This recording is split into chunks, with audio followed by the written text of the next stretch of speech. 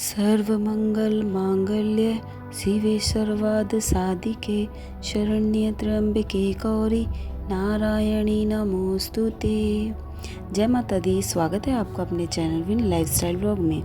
आज हम इस वीडियो के माध्यम से बताएंगे नवरात्रि क्यों मनाई जाती है।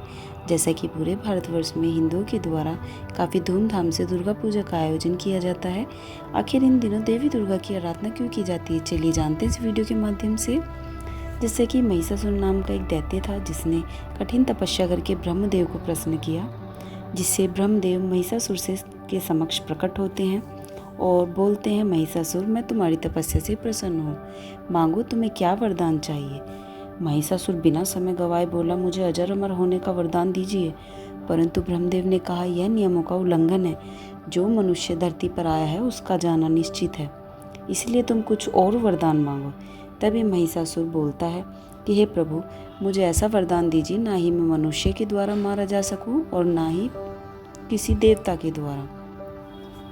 इतना सुनकर ब्रह्मदेव महिषासुर को तथास्तु कहकर वहाँ से अंतर्ध्यान हो जाते हैं और महिषासुर उस वरदान को पाकर पृथ्वी लोक पर रहने वाले सभी मनुष्यों पर आतंक बरसाना शुरू कर देता है, उन्हें यातनाएं देनी शुरू कर देता है और यहाँ तक कि देवताओं को भी परास्त करके स्वर्ग पर अपना अधिकार कर लेता है, जिससे सभी देवता परेशान होकर त्रिदेवों के पास पहुँचते हैं और उनसे महिषासुर के आतंक से बचने के लिए विनती करते हैं। तभी त्रिदेव कहते हैं कि महिषासुर को वरदान प्राप्त है, ना तो वह मनुष्य और ना ही किसी देवता के द्वारा मारा जा सकता है, इसलिए त्रिदेव मिलकर एक देवी की रचना करते हैं, जिसे सभी देवी देवता अपने अस्त्र शस्त्र प्रदान करते हैं और ये हाथों में अस्त्र शस्त्र धारण किए बड़ी बड़ी आँखों वाली देवी दुर्गा देवी के नाम से जानी जाने लगी।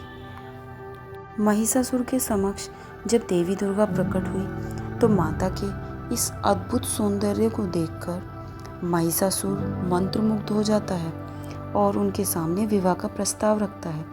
माता ने कहा, ठीक है, मैं तुमसे विवाह करूंगी, परंतु तुम्हें मेरी शर्त पर खरा उतरना होगा, तुम्हें मुझे युद्ध में परास्त करना होगा।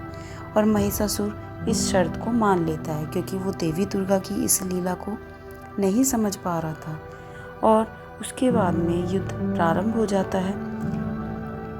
ये युद्ध लगभग 9 दिन तक चलता है और अंत में माता दुर्गा तीनों लोगों को महिषासुर के आतंक से बचा लेती है। महिषासुर का वध करने के बाद वो तीनों लोगों को इस महिषासुर जैसी दैत्य के आतंक से हमें बचा लेती है और तभी से सभी जगह माता दुर्गा की इस अनुष्ठान को किया जाने लगता है। इसीलिए यह त्यौहार नवरात्रि के नाम से जाना जाता है।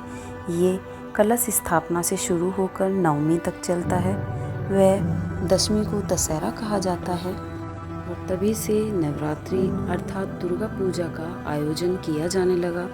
आप सबको पता होगा, दशमी के दिन ही दशहरे को रावण की प्रतिमा को बनाया जाता है और उनको जलाया जाता है। आखिर क्यों किया जाता है ऐसा? पता होगा कि दशहरे के दिन ही श्री राम माँ दुर्गा से भेंट करते हैं और उनसे कुछ शक्तियाँ वरदान में प्राप्त करते हैं, जिन शक्तियों को प्राप्त करके श्री राम ने रावण को मार गिराया था और पूरे संसार को उसके आतंक और कुकर्मों से मुक्ति दिलाई थी।